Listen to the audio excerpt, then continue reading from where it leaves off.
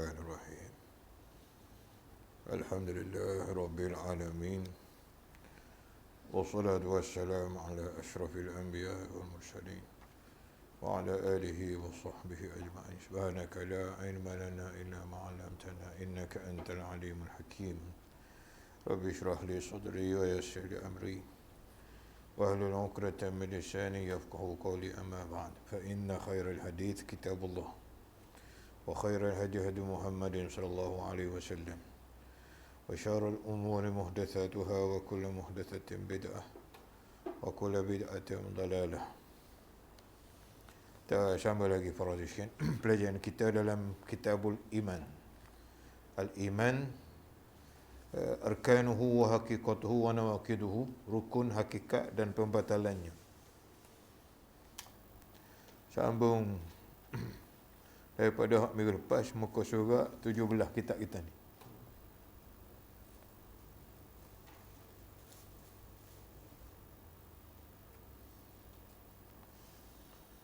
Sambung muka surat 17. Tak? Ayat minggu lepas kita baca, a'udzubillahi minasyaitonirrajim, wa ma yu'minu aktsaruhum billah illa wa hum musyrikun. Situ dah. Mujahid berkata, sambung minggu lepas. Masih lagi perbahasan kita dalam tauhid rububiyah. Masih lagi dalam perbahasan tauhid rububiyah. Kerana ada orang yang mengaku beriman dengan tauhid rububiyah tetapi masih lagi tidak mentauhidkan Allah dalam uluhiyahnya. Itu sebab tu dah ayat ni, wa ma yu'minu aktsaruhum billah illa wa hum musyrikun. Dan sebahagian besar dari mereka itu tidak beriman kepada Allah melainkan dalam keadaan mensyirikkan Allah dengan sembahan lain.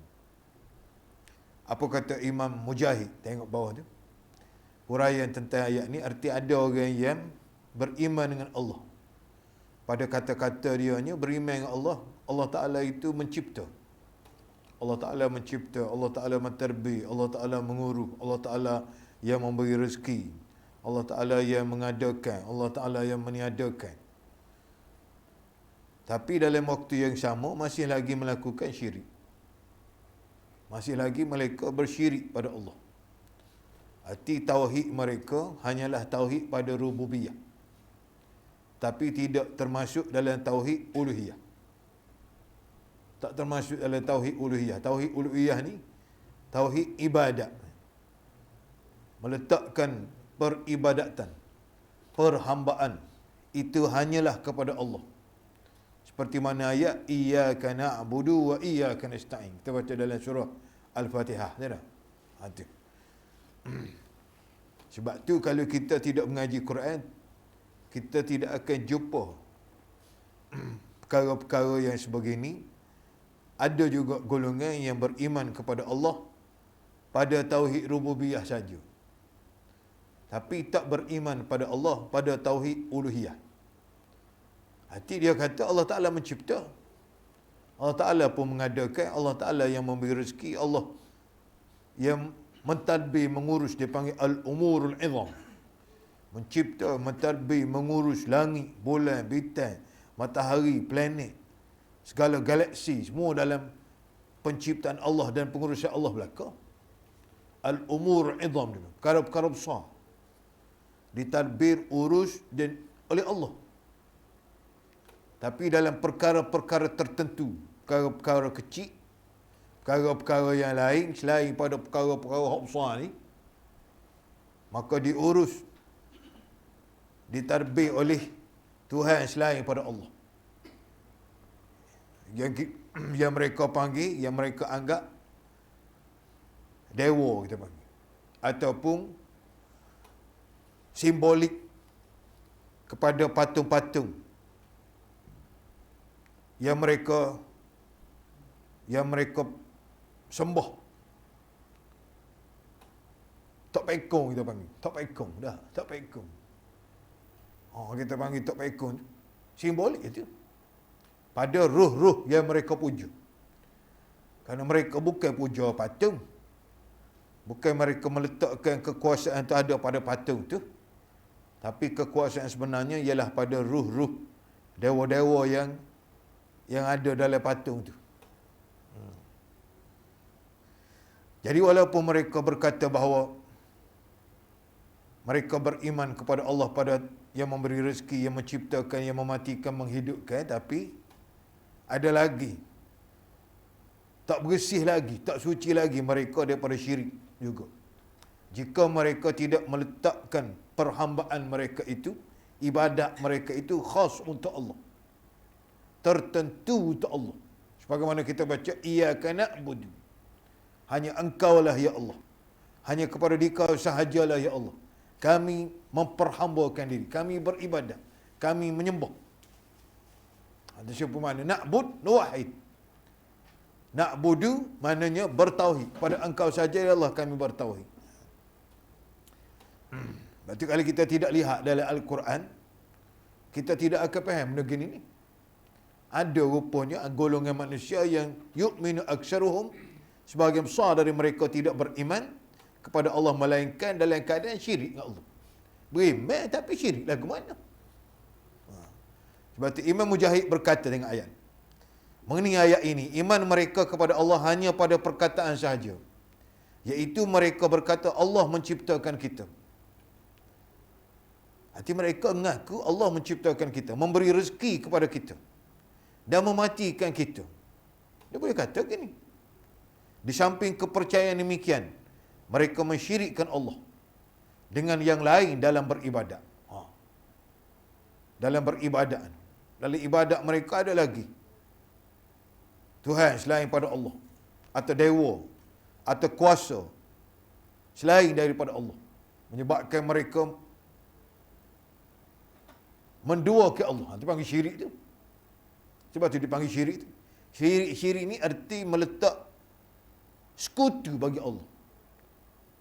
Ada seorang, ada seorang lagi kuasa yang sama dengan Allah, atau setanding dengan Allah, ataupun yang berkongsi dengan Allah. Jalan itu sama ni, belakang tu. Dipanggil syirik belakang. Meletakkan perkongsian, meletakkan sesuatu yang lain, mempunyai sifat, mempunyai kuasa yang dianggap Tuhan seperti mana Allah juga. Itu dipanggil syirik lagi tu. Walaupun dia kata Allah memberi rezeki, Allah mematikan, artinya mereka bertauhid pada tauhid rububiyah, tetapi tidak bertauhid pada tauhid uluhiyah. Sebahagian dari ulama kita tengok dahulu berkata, jika kita tanyakan mereka siapakah yang menjadikan langit dan bumi ini, lantas mereka menjawab Allah, tetapi dalam hal itu mereka beribadat kepada yang lain bersama-sama Allah. Arti mereka akan jawab, mencipta langit, bumi, bulan, bintang, Allah belaka. Kalau tanya tok dia, ayah dia, tok nenek moyang dia, pun jawab Allah juga. Dah. Pasal beranak hari tu ada dah. Tanya ayah dia ada, tahu beranak hari tu ada dah. Tanya tok dia pun gitu. Jujuk, siapa ke tok ada? Siapa ke tak ada? Tak tahu beranak hari tu ada dah langit bumi. Beranak hari tu ada langit bumi dah. Siapa dia je buat? Tak ada orang yang mengaku Allah. Sebab itulah orang kafir sendiri pun mengakui bahawa yang mencipta itu Allah, yang menjadikan itu Allah, yang menghidup, yang mematikan itu Allah. Tetapi dalam waktu yang sama mereka tidak boleh meletakkan ibadat perhambaan, menentukan hak perhambaan, hak ibadat itu kepada Allah Ta'ala saja. Dalam bab ibadat, mesti ibadat kepada Allah. Apa makna ibadah? Ibadat seperti mana doa, misal kita kata. Doa termasuk ibadat. Doa mukhul ibadah. Doa adalah otak bagi ibadat. Kita beribadat, memperhambakan diri pada Allah. Tujuannya ialah apa? Tujuannya supaya kita rasa benar-benar merendah diri terhadap Allah. Tujuan ibadat ni nak suruh rasa rendah diri depan Allah. Itu sebenarnya ibadatnya. Rasa hina kita, Allah kaya. Allah mulia. Kita miskin, Allah kaya. Kita hina, Allah mulia. Nak suruh asal tu lah. Itu ibadat. Itu tujuan ibadatnya. Nak Allah mempunyai kuasa. Kita tak ada pun kuasa, tak ada kuasa pun. Allah yang boleh buat apa saja. Kita hanya boleh berikhtiar. Itu tujuan daripada ibadah. Sebab itulah bila kita beribadat kepada Allah Ta'ala saja, mestilah kita akan memanjatkan doa kepada Allah. Meminta sesuatu kepada. Bila kita berharap pada Allah, mestilah kita minta dengan Allah. Nah. Tak okeylah kita berharap Tuhan minta dengan orang lain. Tak mungkin, mustahil gitu. Kita berharap benar-benar ke Tuhan, berharap benar-benar pada Allah. Tiba-tiba pergi minta orang lain, tak pernah sabar. Mustahil. Bila kita berharap pada Allah, mesti kita minta dengan Allah. Tak. Kita harapkan kita yang boleh beri kebaikan, yang boleh beri keburukan, yang boleh beri manfaat, yang boleh beri mudarat, yang boleh beri sakit, yang boleh beri segar, yang boleh beri segala-galanya Allah. Tak okeylah kita minta pada makhluk lain daripada Allah. Tak, itu dia. Tapi orang-orang musyrikin Mekah zaman dulu, mereka menganggap mencipta langit, hak penciptaan itu hak Allah. Buat langit, buat bumi, buat segala-gala, bukit, buka tanah, air, api, angin, apa ni, Allah belaka. Tapi dalam hak ibadah, bila mereka berdoa, pergi ke orang lain, pergi ke tempat lain. Bila mereka rokok, sujud, pergi ke tempat lain. Termasuk dalam ibadat juga tu. Rokok, sujud. Termasuk dalam ibadat juga ialah dengan perbuatan dia panggil ibadat. Pada perbuatan seperti menyembelih binatang. Menyembelih binatang masuk dalam ibadat. Sebab tu kita orang Islam tak boleh makan sembelihan orang kafir dah. Kerana termasuk dalam ibadat. Tidak sah sembelihan orang kafir walaupun baca bismillah. Kerana itu termasuk dalam ibadah. Termasuk dalam ibadah. Kalau perkataan pula dengan seperti nazar, dia kata. Bernazar. Bernazar tidak sah melainkan bernazar untuk mendekatkan diri pada Allah. Termasuk ibadat dia. Orang musyrikin zaman Mekah dulu bernazar kepada makhluk selain pada Allah. Mereka menyembelih binatang-binatang untuk makhluk selain pada Allah. Syirik itu. Berdoa untuk makhluk selain pada Allah. Sedangkan mereka kata Allah Ta'ala mencipta langit bumi tu yang buat langit, buat bumi, buat matahari, boleh bintang, Allah belaka. Maknanya kita boleh faham, orang yang bertauhid dengan tauhid rububiyah, mengatakan Allah pencipta, belum tentu mereka adalah ahli tauhid sepenuhnya. Belum tentu lagi. Belum tentu mereka beriman dengan tauhid uluhiyah. Seluruh nabi-nabi dan para rasul yang diutuskan di atas muka bumi bukan untuk menerangkan kepada manusia tauhid rububiyah saja, tidak. Bahkan tujuan utama rasul ialah nak supaya manusia beriman kepada tauhid uluhiyah, tauhid ibadat. Itu sebenarnya. Nanti kita tengok akan ada perbahasan di depan.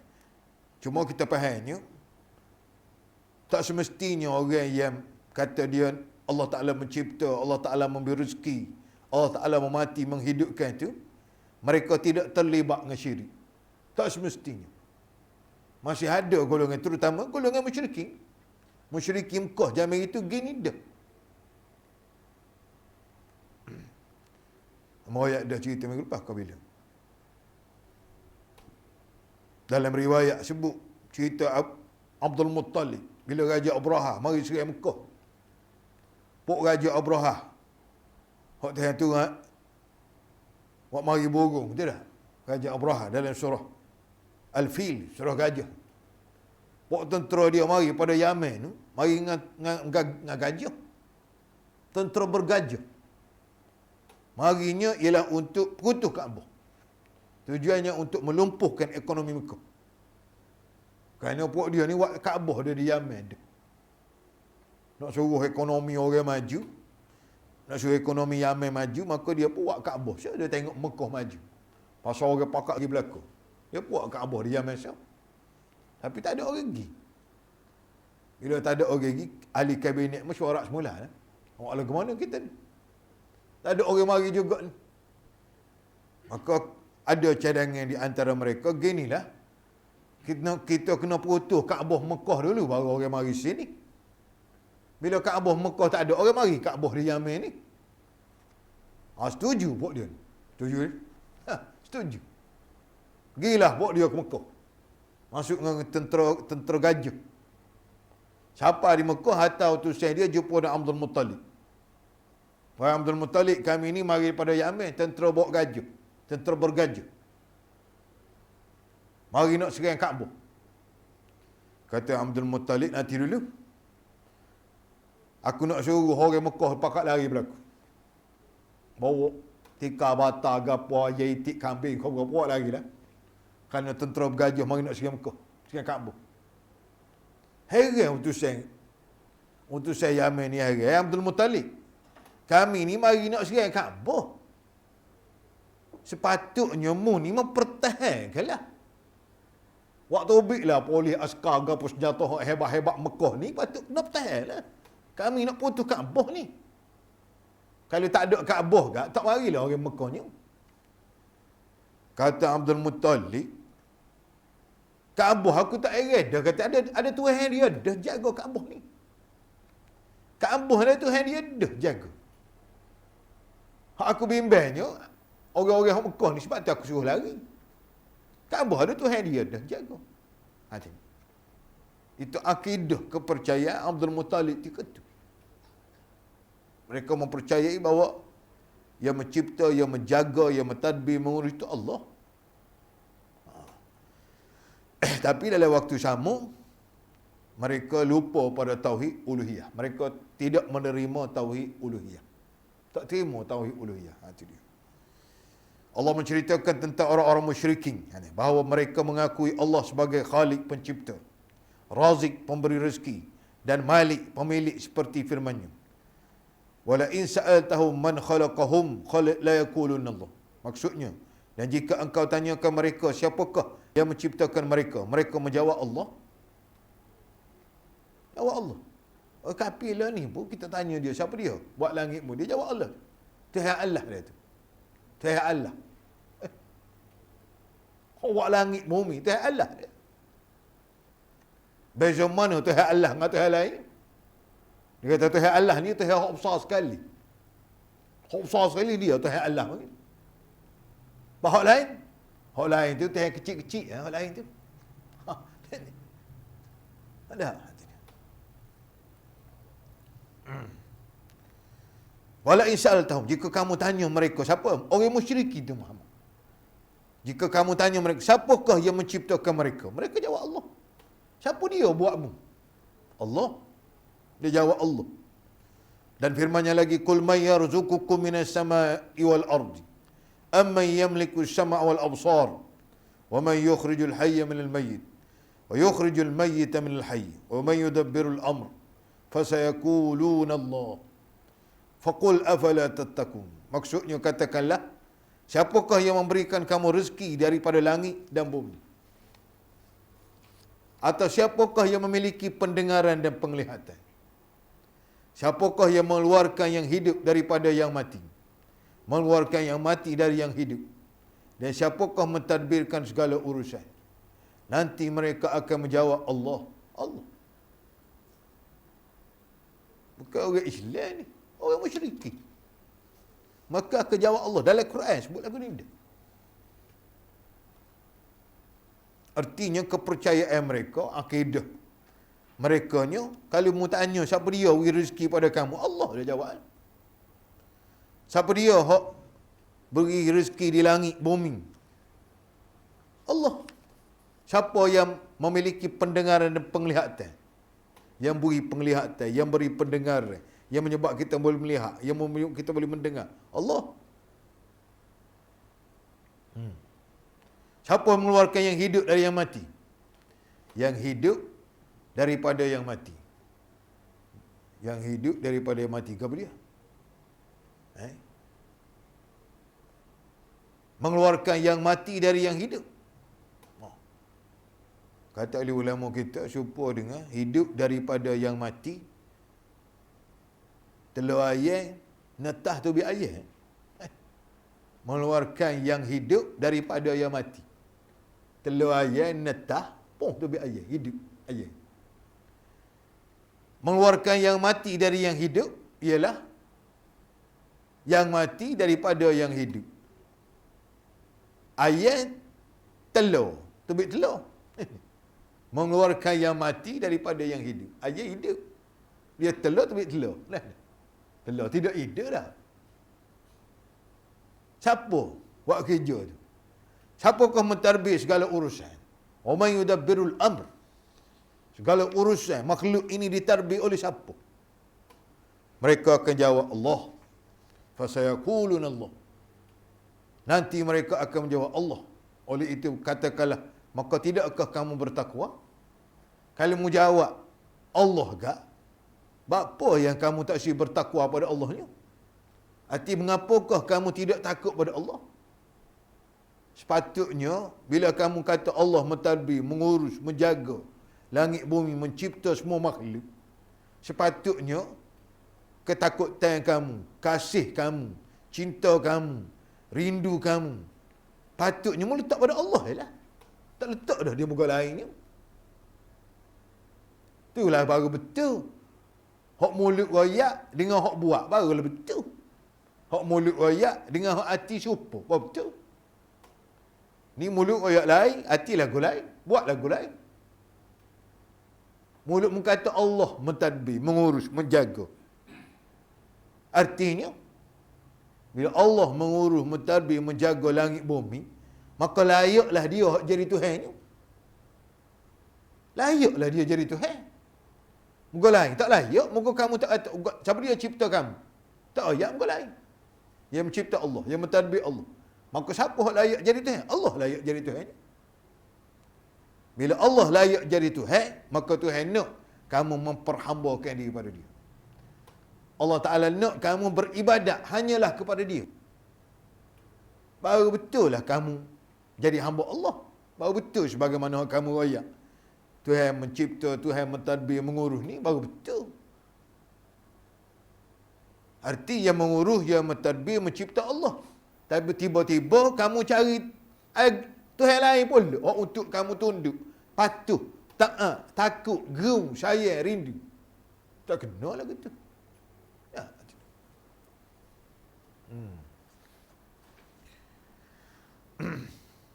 Kita tanya kita tanya bodoh, siapa dia hak we makan kita, we makan demo, ayah.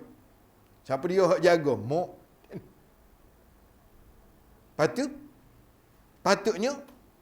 Patutnya dia ni ikutlah kata ayah dia, ikutlah kata mak dia, muka mak dia pera dia, ayah dia pera dia. Sepatutnya gitu dah. Muka hak jaga siapa dia? Ayah. Hak we pitih dia siapa dia? Ayah. Hak jaga siapa dia? Mak jaga. Patut anak ni ikut kata siapa? Sayang dia, rindu dia, kasih dia pada siapa? Pada mak ayah dia hak jaga dia tu dah. Hak sepatutnya. Bukan pada mak orang lain. Bukan pada ayah orang lain. Apa ayah orang lain ni? Ayah orang lain tidak jaga kita. Hak jaga kita ayah kita. Ini. Itu hak sepatutnya. Tapi orang musyrikin Mekah, walaupun mereka kata Allah mengurus, mentadbir, menjaga langit bumi, tapi dalam waktu sama dia pergi cari Tuhan lain pula. Dia mengaku ayah mak dia hak pera dia, tapi dia pergi sayang, pergi rindu, pergi khidmat, pergi taat, pergi kasih, pergi takut kepada ayah orang lain, kepada mak orang lain. Tak kena. Jelaslah bahawa siapa yang mengaku rububiyah. Sebab tu dalam Islam para Yusyan, kata Nabi, kalulah Tuhan izin seorang isteri sujud pada suami, aku suruh dah. Nabi ayat, kalau Allah izin seorang isteri, seseorang ni boleh sujud pada seseorang, nescaya aku suruh Isteri ni sujud untuk lelaki dia. Pasal apa? Pasal hok dia jaga dia siapa dia? Suami dia. Hok cari makan. Cari hari daripada pagi sampai gelap, wi makan dia, wi makan anak. Siapa dia? Suami dia.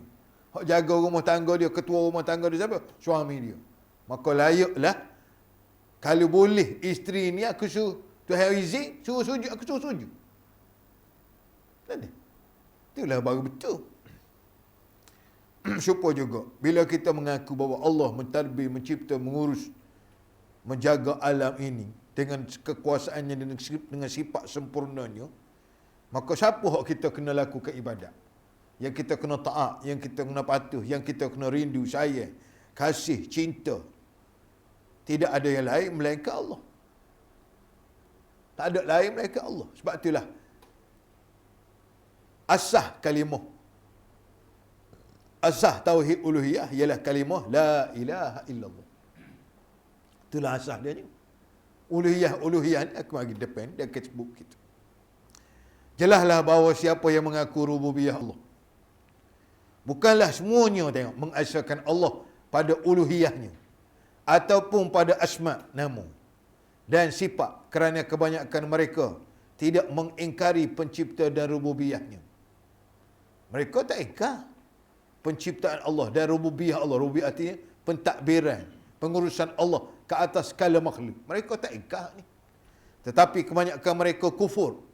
Ingkar, kufur mana ingkar kerana beribadat kepada lain daripada Allah. Arti dalam bab ni mereka tidak rusak, tak bunuh dia. Dalam bab rububiyah ni tak bunuh orang musyrikin Mekah. Mereka rusak ialah kerana mereka tidak beribadat kepada Allah. Tidak mengkhusyukkan ibadat, menentukan ibadat mereka hanyalah kepada Allah. Hak ni hak dia tak sini. Kami tak leh ibadat pada Allah Taala saja, kami nak juga ke Tuhan lain. Ni tak lehnya. Ni hak tak sini. Mari Nabi Muhammad, mari seluruh nabi-nabi, mari atas muka bumi ni nak ajar manusia hak ni. Bila kamu bertauhid, kamu kena letak tauhid kamu kepada uluhiyah.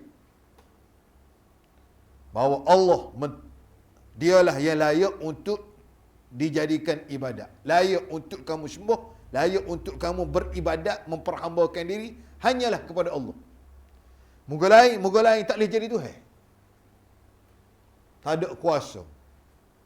Tidak ada hak untuk mereka jadi Tuhan. Tak boleh.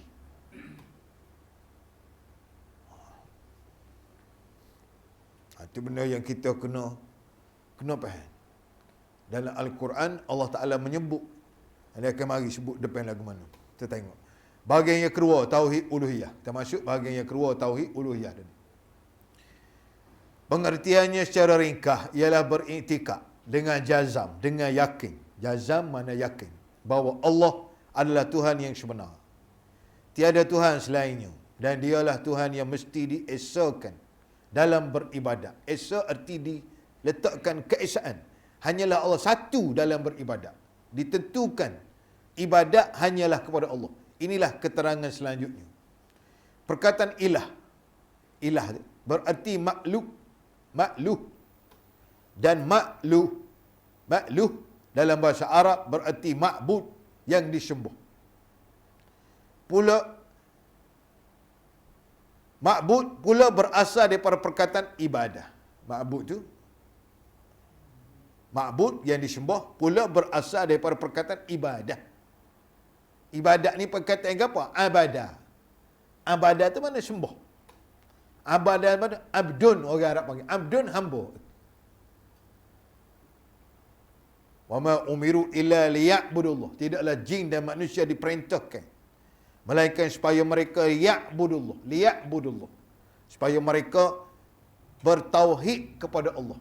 Supaya mereka memperhambakan diri kepada Allah. Itu mana ya'budu tu. Mereka meletakkan ibadat hanyalah kepada Allah. Ibadat di segi bahasa memberi arti tunduk dan merendahkan diri. Itu mana ibadat. Ibadat Mana tunduk dan rendah diri. Imam Ibn Abbas, sahabat Nabi Ibn Abbas mentafsirkan abada. Perkataan ibadat di dalam Al-Quran kesemuanya membawa makna tauhid. Katanya Ibn Abbas. Kullu ibadah fil Quran bermakna tauhid. Tiap-tiap ibadat dalam Quran semua makna tauhid berlaku. Makna tauhid uluhiyah. Tauhid ubudiyah itu. Memperhambakan diri hanyalah kepada Allah. Ibadat di segi bahasa memberi arti tunduk dan merendahkan diri. Sebahagian ulama mentakrifkan ibadat dengan cinta yang sempurna dan taat yang tidak berbelah bagi. Inilah makna ibadat. Sebab itulah kita akan menghuraikan kalimah la ilaha illallah. Apa makna ilah? Itulah ilah tu. La ilaha ilah tu. Tidak ada ilaha. Ilah maknanya ma'bud. La ma'budah. Bihaqqin. Tidak ada yang layak untuk dijadikan ibadat. Tidak ada yang layak untuk disembah. Tapi perkataan yang disembah ni kita tak sedap juga nak terjemah dalam bahasa Melayu kita pun. Sebab kalau kita terjemah sembah, arti dia kata dia tidak sembah, tak pekong. Amba tak sembah, tak pekong. Tapi dalam waktu yang sama dia berdoa, serupa je. Kerana berdoa termasuk dalam ibadat juga. Rokok, sujud termasuk dalam ibadat. Meminta termasuk dalam ibadat. Jadi perkataan kita nak letak perkataan sesuainya, la ilaha, tidak ada Tuhan yang layak disembah, atau tidak ada Tuhan yang sebenar-benarnya layak untuk dijadikan ibadat. Gimana? Tapi panjanglah sekali kita terjemah gitu. Tidak ada Tuhan yang layak untuk dijadikan ibadat atau Tuhan yang sebenar-benarnya. Dalam bahasa Arab disebut la ilaha la ma'bud bihaqqin illallah. Tidak ada yang layak untuk dijadikan ibadat dengan sebenar-benarnya melainkan Allah.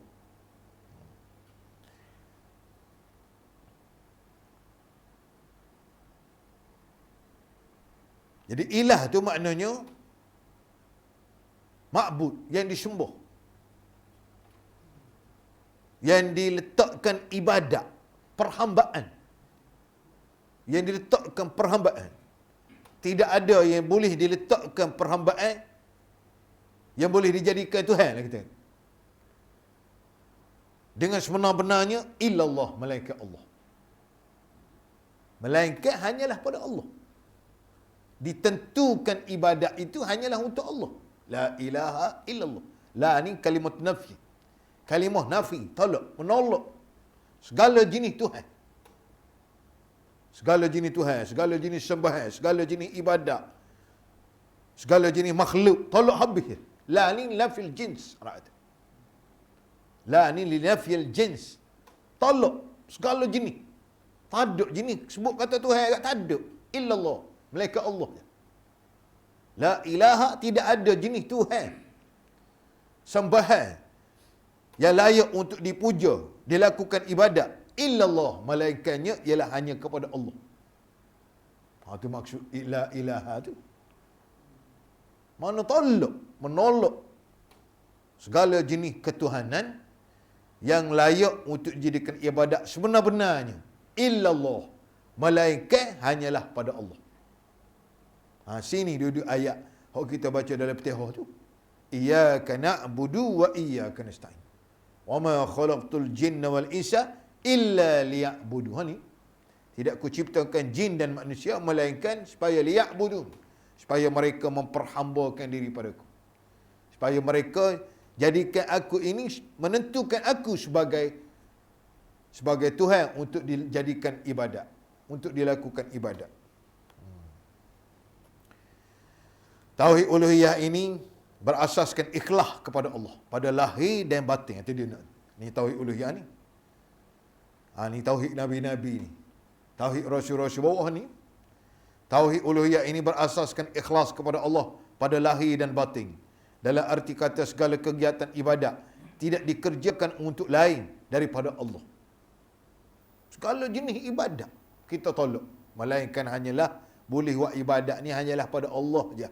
Kerana itu, orang-orang yang beriman kepada Allah, ia beribadat hanya kepada Allah, bukan kepada yang lain. Ia mengikhlaskan cinta, takut, harapan, doa, tawakal, taat, patuh, tunduk, segala jenis dan bentuk ibadat hanyalah kepada Allah Ta'ala saja.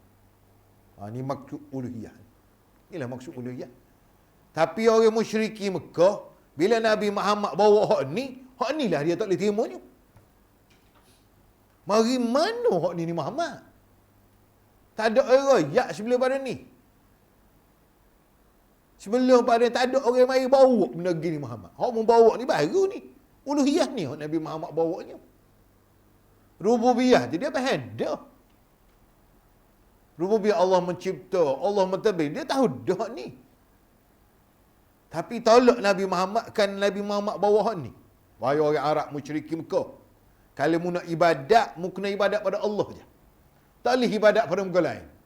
Kerana hak lain tu tak pakar belaka tu. Bukan Tuhan belaka. Mu je duk fikir anggap dia sebagai Tuhan. Kamu menganggap dia sebagai Tuhan, padahal dia tidak Tuhan. Inilah ajaran Nabi Muhammad. Allah Ta'ala utuskan, bukan Nabi Muhammad seorang, semua Nabi-Nabi.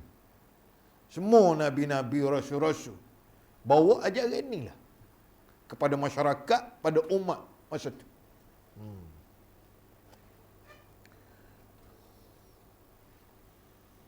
Sebab tu banyak ayat Quran suruh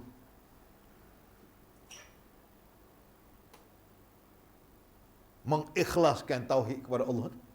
Banyak ayat Quran sebut ikhlas tauhid, supaya bertauhid pada Allah dah. Bukan semua, bukan Nabi Muhammad saja, bahkan semua nabi-nabi. Tauhid uluhiyah ini pada hakikatnya sekali lagi mengandungi tauhid rububiyah dan tauhid asma dan sifat. Tauhid rububiyah tu dalam tuduh. Tauhid asma dan sifat tu tauhid nama-nama Allah. Dan tauhid sifat duk dalam itu belaka dah. Arti dalam tauhid uluhiyah tu ada tauhid rububiyah dan ada tauhid asma dan sifat. Mana duk dalam tu dah. Asma dan sifat duk dalam uluhiyah, rububiyah pun duk dalam uluhiyah dah.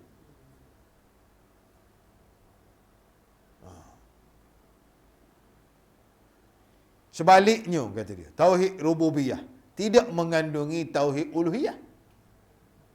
Rububiyah kata Allah Ta'ala mencipta, tapi dia bersyirik dengan Allah. Dia kata Tuhan mencipta, tapi ibadat buat untuk orang lain. Tak. Itu jadi, kalau gitu rububiyah saja, tapi tidak mengandungi uluhiyah lagi. Tapi bila sebut uluhiyah, dalam itu ada berlaku dah. Dalam itu mesti orang rububiyah, mesti orang beriman dengan tauhid asma' dan sifat. Kerana kadang-kadang seseorang itu mengakui rububiyah Allah, tetapi tidak beribadat kepada Allah. Dia mengaku Allah Ta'ala mencipta langit, buat bulan, apa Tuhan cipta orang, Tuhan beri rezeki, mengurus berlaku. Tapi tidak beribadat kepada Allah. Dalam bab ibadat, mereka gagal dalam bab ibadat kepada Allah. Dalam bab tauhid ibadat, mereka melencong cari jalan lain. Cari Tuhan lain. Cari jalan yang tidak diterima oleh Allah. Apa nak cari jalan lain? Tuhan tak terima jalan lain. Allah Ta'ala nak suruh ikut ni, jalan ni. Ihdinas siratal mustaqim ni. Apa cari jalan lain? Rububiyah tu betul dah. Rububiyah duduk dalam uluhiyah. Duduk dalam uluhiyah. Bila kamu terima rububiyah, kamu kena terima uluhiyah. Hak sepatutnya gitu. Tapi musyrikin Mekah lari. Tak si terima uluhiyah, kami terima rububiyah je. Pasal hak ni tak ada orang mai royak Muhammad. Mu seorang je mai royak agama gini. Tok nenek moyang kami tak ada ajar pun benda gini. Jika batal tauhid rububiyah ni, batallah tauhid Allah lain. Batal habis. Walaupun kamu beriman rububiyah, walaupun kamu beriman tauhid asma' wa sifat, tapi jika tak ada uluhiyah, artinya terbatal habis hak lain. Terbatal. Pasal inilah tauhid ibadat. Tauhid ibadat. Iaitu duduk pada kalimah la ilaha illallah. Kalau tak ada la ilaha illallah, pakai kerja hak lain, tak pakai kerja berlaku. Tak pakai habis. Ya. Sebagaimana Tuhan sebut dalam Quran, banyak ayat-ayat Al-Quran mengatakan bahawa usaha, kerja, kebaikan yang dibuat oleh orang-orang kafir, siapa di akhirat kelak, kesemuanya jadi abu belaka. Tak ada apa sekali. Tak ada harga sekali abu. Kenapa? Kerana mereka tidak ada tauhid uluhiyah. Itu sebenarnya jawapan dia. Padahal kita kata orang kafir buat apa ke dia? Muka dia banyak kebaikan atas dunia ni. Tolong orang miskin lagi, bencana sini, bencana dia buat lagi piti. Tolong orang berapa. Tak okey Tuhan tak kira sahabat. Tuhan bukan tak kira. Tapi pasal dia tak ada uluhiyah. Tuhan bukan tak seri pahala. Tapi kerana dia tak ada uluhiyah. Tak ada asah.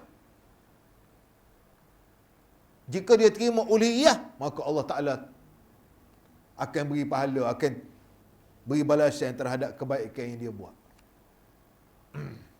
Cuba nombor tu lah. Kosong duduk depan, tak pakai kerja, mari nombor banyak mana belakang pun.